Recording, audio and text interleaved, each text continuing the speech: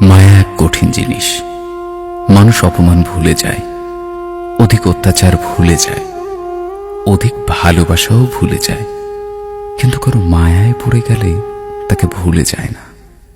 বেশিরভাগ মানুষ প্রথমবার ভালোবেসে ঠকে গিয়েও দ্বিতীয় কাউকে ভালোবাসতে পারে, তবে কিছু মানুষই প্রথম মানুষটির স্মৃতি আঁকড়ে ধরে বেঁচে থাকে, শুধুমাত্র মায়া থেকে বেরিয়ে আসতে না পারার কারণে, ভুলে যেতে না পারার কারণে।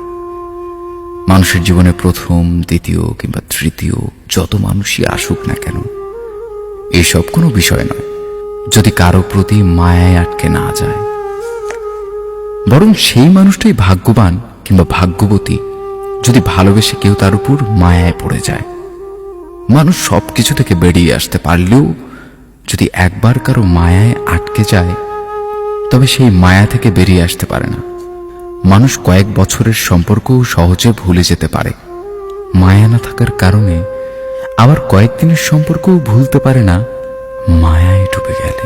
কে তোমাকে কতটা ভালোবাসে কিংবা তোমাদের সম্পর্ক কতদিনের, এসব থেকেও বেশি গুরুত্বপূর্ণ কে তোমার কতটা মায়ায় পড়ে আছে।